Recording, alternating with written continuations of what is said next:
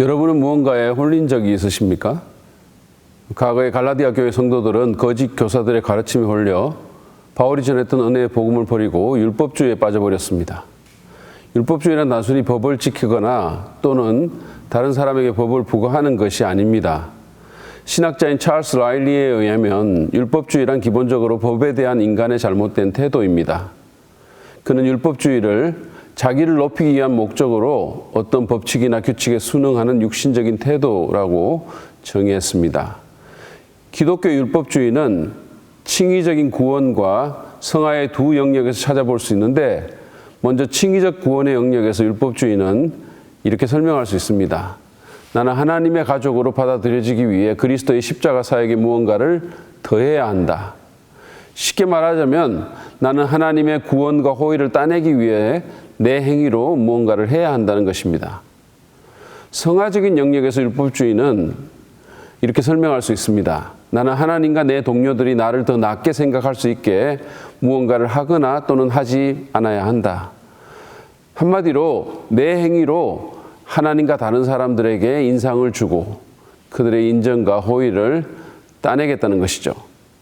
갈라디아 성도들은 이런 이단적인 사상의 희생자가 되었습니다. 그래서 바울은 갈라디아서 3장 1절부터 9절 말씀을 통해 이 문제를 취급하고 성도들을 바른 교리로 돌이키려고 하고 있습니다.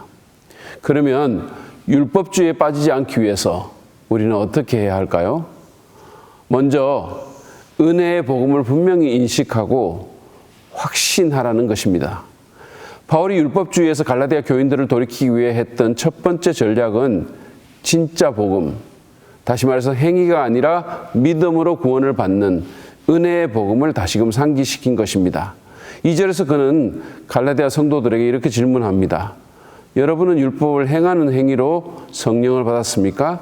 그렇지 않으면 믿음의 소식을 들어서 성령을 받았습니까? 여기서 성령을 받는다는 말은 구원받는다는 말과 동의어라고 보면 됩니다. 우리가 예수님을 믿고 구원을 받게 되면 성령님이 우리 마음에 들어오신다고 성경은 가르칩니다. 따라서 그가 여기에 한 말의 포인트는 그들이 구원받은 것은 율법의 행위가 아니라 믿음의 소식, 곧 은혜의 복음을 듣고 믿어서 된 것이라는 말입니다. 5절에서 그는 비슷한 질문을 그들에게 던집니다. 보시죠. 하나님께서 여러분에게 성령을 주시고 여러분 가운데서 기적을 행하시는 것은 여러분이 율법을 행하기 때문입니까? 아니면 믿음의 소식을 듣기 때문입니까? 그렇지 않으면 여러분이 복음을 듣고 믿어서 그렇게 하신 것입니까? 대답은 뻔합니다. 복음을 듣고 믿었기 때문에 성령을 받게 되고 그리스도인이 되었다는 것이죠. 바울이 여기서 강조하려고 한 것처럼 기독교의 복음은 행위가 아니라 믿음으로 구원을 받는 은혜의 복음입니다. 그것은 우리가 하지 못하는 것을 하나님이 하신다는 기쁜 소식입니다. 그것은 우리에게 뭘 하라고 하기 전에 이미 주님께서 우리를 위해서 이루셨다고 선포합니다. 예수님께서 우리를 위해 십자가에서 우리의 죄값을 다 지불하셨기 때문에 다시는 제사 드릴 것이 없습니다. 완전한 용서와 회복이 그리스도 안에서 우리에게 제공됩니다. 우리는 그것을 믿음으로 받으면 됩니다. 여러분, 구원은 돈으로 살 수 없고 힘으로도 얻을 수 없습니다. 그리스도께서 자신의 목숨을 들이심으로 이미 값을 지불하셨습니다.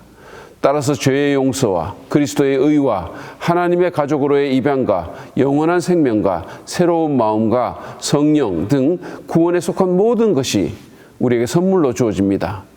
이게 복음입니다. 그야말로 너무 좋아서 믿기 힘든 소식이죠. 우리의 의로운 행위가 아니라 그리스도를 믿는 믿음에 근거하여 우리는 이 놀라운 구원을 선물로 받습니다. 오직 믿음으로 하나님을 기쁘시게 하고 믿음으로 하나님의 인정을 받습니다. 우리는 이 복음을 분명히 인식하고 확신해야 합니다.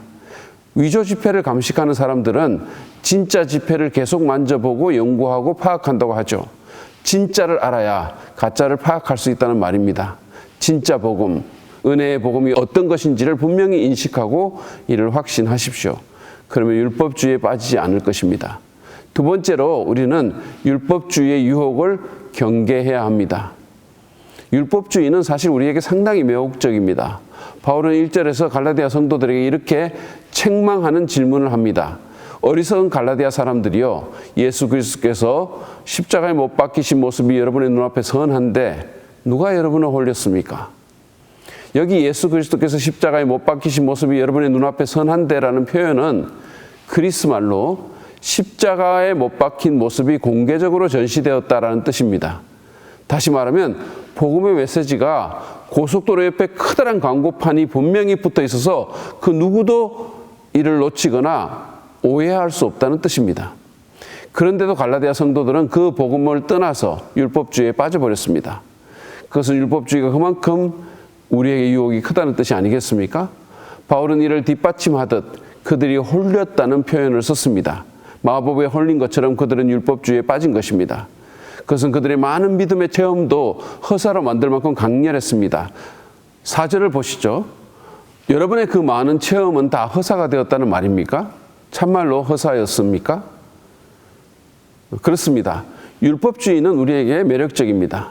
우리의 본성은 은혜보다 율법주의에 더 잘 어울립니다. 그것은 모든 일에 나를 드러내려는 타락한 우리의 본성과 잘 어울릴 뿐만 아니라 무언가 일을 해서 그에 상응하게 받는 세상의 원리와도 잘 어울립니다. 그래서 우리는 알게 모르게 율법주의에 끌리죠. 이런 어떤 일을 하거나 이렇게 행동하면 하나님께서 나를 더 사랑하실 것이라는 말이 더 귀에 잘 들어오는 것입니다. 그래서 우리는 그냥 예수보다는 예수 더하기 주일 성수, 예수 더하기 세례 또는 침례, 예수 더하기 도덕 등등에 자꾸 끌리는 것입니다. 구원뿐만 아니라 우리의 신앙생활에 있어서도 율법주의는 매우 매력적입니다.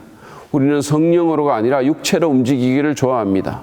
아무도 모르는 곳에서 무릎을 꿇고 기도하기보다는 사람들이 많은 곳에서 무언가 돋보이는 일을 하고 싶어하고 나를 드러내고 싶어하죠.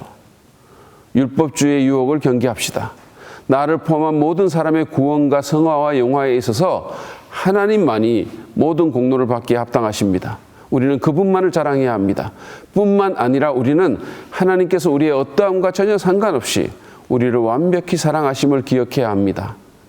하나님의 사랑과 은혜는 내 행위에 달려있지 않습니다. 여러분 기억하십시다. 하나님의 나에 대한 사랑은 완벽합니다. 맥스 루케이도가 말한 것처럼 나의 어떤 대단한 선행도 또는 어떠한 악행도 그 사랑을 1인치라도 크거나 작게 하지 못합니다. 물론 하나님은 우리 때문에 슬퍼하기도 하시고 기뻐하기도 하십니다. 우리를 너무 사랑하시기에 우리의 유익을 위해 징계도 하십니다. 그러나 그분의 사랑은 우리의 행위에 달린 것이 아닙니다. 만약에 그렇게 생각한다면 그것은 율법주의입니다. 우리는 우리의 율법주의적인 경향을 인식하고 그 유혹을 적극적으로 경계해야 합니다. 마지막으로 우리는 믿음의 복만큼 더 큰 복이 없음을 기억해야 합니다. 사람들은 복 받는 것을 좋아하죠. 새해가 되면 우리는 서로 복 많이 받으라고 인사를 합니다. 근데 사람들이 기원하는 그 복이 무엇일까요? 건강의 복, 자식의 복, 부의 복과 같은 것이 아니겠습니까? 근데 성경은 그런 것보다도 인간이 하나님께 의롭다고 인정받는 복이 가장 중요하고 큰 복이라고 가르칩니다. 생각해 보십시오. 하나님께서 인정해 주시면 누가 우리를 대적하겠습니까? 하나님이 내 편인데 뭐가 두렵겠습니까? 오늘 본문 6절에서 9절에 보면 하나님께서 아브라함에게 약속하신 복에 대해 말씀하시면서 하나님이 의롭다고 여겨주시는 것과 아브라함의 복을 연결시킵니다. 근데 하나님에게서 의롭다함을 받는 그 복을 어떻게 받습니까? 믿음으로 받게 됩니다. 6절에서 바울은 창세기 15장 6절의 말씀을 인용하십니다. 한번 보시죠. 아브라함이 하나님을 믿으니 하나님께서 그것을 의로운 일로 여겨주셨다. 복의 근원이라는 그 아브라함의 복은 결국은 믿음의 복이라는 말입니다. 따라서 결국 믿음의 사람이 아브라함의 자손이 되며 복받은 사람이 되는 것입니다. 8절에서 9절 말씀을 보시죠. 또 하나님께서 이방 사람을 믿음에 근거하여 의롭다고 여겨주신다는 것을 성경은 미리 알고서 아브라함에게 모든 민족이 너로 말미암아 복을 받을 것이다 하는 기쁜 소식을 미리 전하였습니다. 그러므로 믿음에서 난 사람들은 믿음을 가진 아브라함과 함께 복을 받습니다.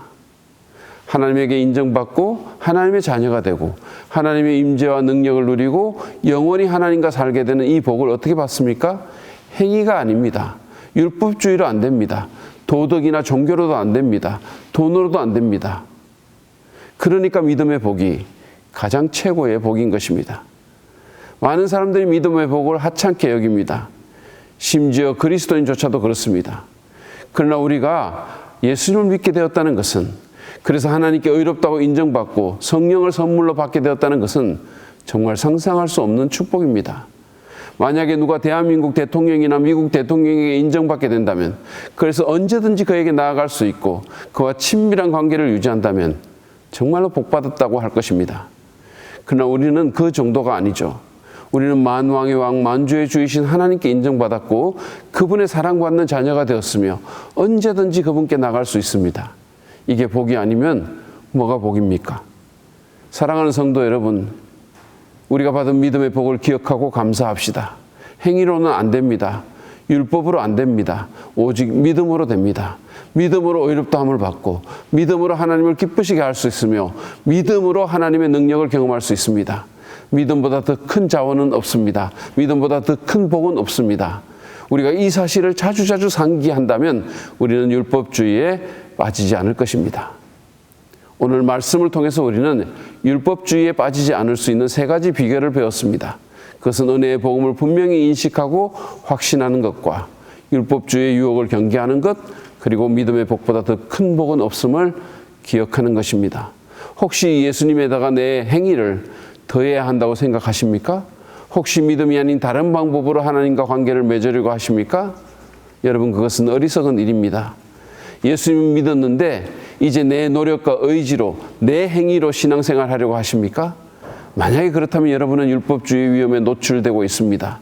오직 예수 그리스도만을 신뢰하십시오. 그분의 십자가 복음과 부활의 능력만을 믿으십시오.